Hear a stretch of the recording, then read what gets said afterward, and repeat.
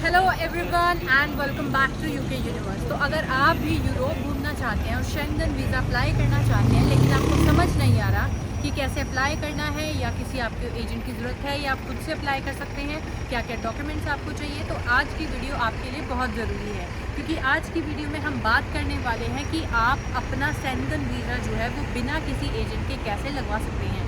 तो अगर आप भी मेरे चैनल पर नए हैं तो सब्सक्राइब ज़रूर कर लें, क्योंकि यहाँ पर आपको मिलेगी ज़रूर कोई ना कोई ऐसी चीज़ जो आपको बहुत ज़्यादा हेल्प करने वाली है। रिसेंटली मैंने भी अपने शेंगन वीज़ा के लिए अप्लाई किया था। मैंने किसी एजेंट की हेल्प नहीं, खुद से ही अप्लाई किया था। तो इसीलिए आज की वीडियो में हम बात करने वाले हैं कि आपको किन डॉक्यूमेंट्स की ज़रूरत पड़ेगी, कैसे जो है आप शेंगन वीज़ा के लिए अप्लाई कर सकते हैं।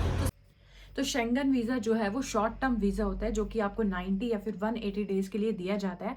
अगर आप शॉर्ट टर्म के लिए यूरोप जो है वो जाना चाहते हैं, चाहे फिर आप किसी फ्रेंड से मिलने जाते हैं, किसी बिजनेस पर्पस से जाते हैं, कोई शॉर्ट टर्म कोर्स करने के लिए जा रहे हैं या फिर घूमने के लिए जा रहे हैं, तो इसलिए जो है वो शेंगन वीज़ा जो है वो अराउंड 26-27 कंट्रीज़ जो हैं वो यूरोप के शेंगन एरिया में आती है। यानी कि अगर आप एक किसी कंट्री का वीज़ा ले लेते हो तो उन 26 या 27 कंट्रीज़ में आप जो है वो बिना वीज़े के उसी वीज़े पे जो है वो आप कभी भी मतलब घूम सकते हैं।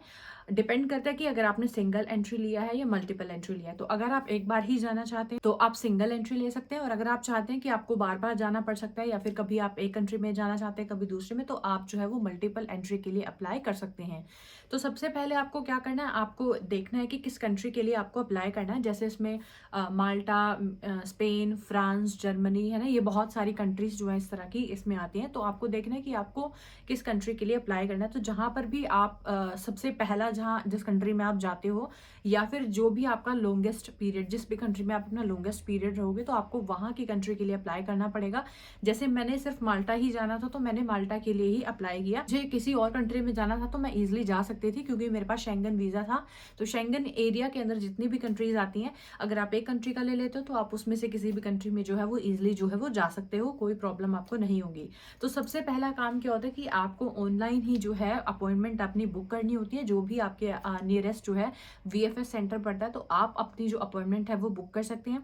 वहां पर आपके जितने भी डॉक्यूमेंट्स हैं सारे डॉक्यूमेंट्स चेक होंगे। डॉक्यूमेंट चेक होने के बाद आपको वहां पर जो फॉर्म है आप चाहे तो ऑनलाइन भी फिल कर सकते हैं या फिर आप जो है वो वहीं पर लेकर जा सकते हैं, वहां पर फिल कर सकते हैं। वहां पर आपको फॉर्म एंड जो भी आपके सारे डॉक्यूमेंट्स हैं वो सबमिट कराने होते हैं, जहां पर आपको आपका पासपोर्ट भी देना होता है और वहां पर आपके बायोमेट्रिक जो है फिंगर्स वगैरह भी होते हैं। तो उसके बाद आपका काम खत्म हो जाता है। विद इन 1 और 2 वीक के अराउंड जो है आपका वीजा जो है वो आ जाता है। तो अब बात करते हैं चेकलिस्ट की कि क्या क्या डॉक्यूमेंट्स आपको चाहिए। तो मैंने यूके से ही अपना जो है वो यूरोप का वीजा लगवाया था। तो उसके लिए अगर आप स्टूडेंट हैं तो सबसे पहले आपको स्टूडेंट से जो लेटर होता है वो आपको देना पड़ेगा, जिसे हम ट्रैवल सपोर्ट लेटर भी कहते हैं, या फिर उन्हें एनरोलमेंट भी के लिए देना पड़ेगा कि आप जो है वो फुल टाइम स्टूडेंट हो और आपका ये टर्म टाइम नहीं है, छुट्टियां हैं, आप घूमने जा सकते हैं। लेकिन अगर आप एम्प्लॉयड हैं तो आपको एम्प्लॉयमेंट लेटर या फिर अपनी जो 3 मंथ की पे स्लिप होती है आपको वो शो करनी पड़ती है। डिपेंड करता है कि आप किस एम्बेसी के लिए अप्लाई कर रहे हो। जैसे मैंने माल्टा के लिए किया था तो वहां पर या तो आप एम्प्लॉयमेंट लेटर दे दो या फिर अपनी जो है वो 3 मंथ्स की पे स्लिप दे सकते हैं। तो मैंने अपनी 3 मंथ्स की पे स्लिप दी थी। आप चाहे तो एम्प्लॉयमेंट लेटर भी जो है वो यूज कर सकते हैं। इसके बाद अगर हम अदर डॉक्यूमेंट्स की बात करें तो आपको अपना पासपोर्ट जो है वो पासपोर्ट की फोटोकॉपी उसमें आपकी लगती है। बीआरपी, अगर आपके पास यहाँ का लाइसेंस है तो आप वो भी लगा सकते हैं आईडी प्रूफ के लिए। इसके साथ साथ आपको यूके का वीजा या फिर बीआरपी जो है वो उस पर सारा मेंशन होता है, तो आपको उसकी फोटोकॉपी जो है वो लगानी पड़ेगी।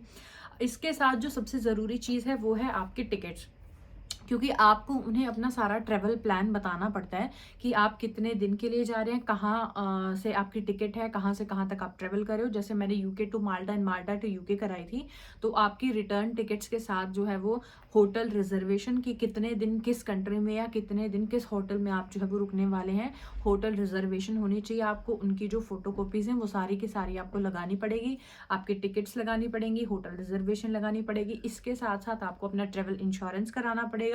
और ट्रेवल इंश्योरेंस में क्या क्या कवर है कि क्या क्या अगर आपके ऐसा कुछ हो जाए तो क्या जो आपकी इंश्योरेंस कंपनी है वो क्या क्या कवर करती है, तो वो सारी जो है आपको यहाँ पर लगानी पड़ेगी। तो क्या करते हैं कि डमी टिकट्स लगा देते हैं, तो इससे क्या है, अगर वो चेक कर लेते हैं तो उसमें आपके रिजेक्शन के चांसेस जो है वो बढ़ जाते हैं। तो इसलिए आपको ऐसा नहीं करना, अपनी ओरिजिनल टिकट जो है वो लगाइए, जो आपकी ओरिजिनल होटल रिजर्वेशन है वो लगाइए।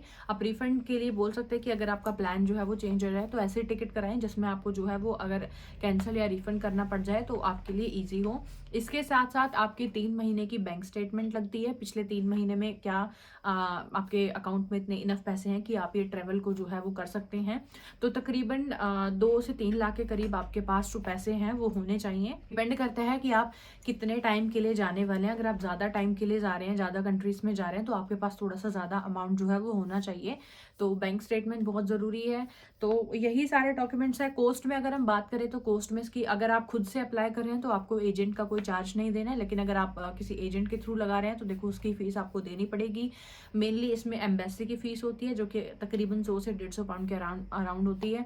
बाकी आपके अपने खर्चे होते हैं कि आपने कौन सी एयरलाइन बुक करी है, कौन सा होटल बुक किया है, या आपका खाने का पीने का क्या खर्चा आएगा, और इसके अलावा यहाँ पर जो है वो कोई खर्चा नहीं आता। डॉक्यूमेंट चेकलिस्ट एक बार दोबारा मैं आप बता देती हूँ। सबसे पहले आपका पासपोर्ट है, BRP है, UK का वीज़ा है, अगर आपके पास है तो आप उसकी जो फोटो है वो लगा सकते हैं, फोटोकॉपी। इसके साथ आपकी टिकट्स हैं जो कि रिटर्न और दोनों साइड की होनी चाहिए, होटल रिजर्वेशन है, ट्रैवल इंश्योरेंस है, बैंक स्टेटमेंट है, एम्प्लॉयमेंट लेटर, या फिर आप 3 मंथ की पे स्लिप जो है वो लगा सकते हैं। तो सिर्फ यही डॉक्यूमेंट चाहिए अगर आप UK से यूरोप के वीज़े के लिए अप्लाई कर रहे हैं।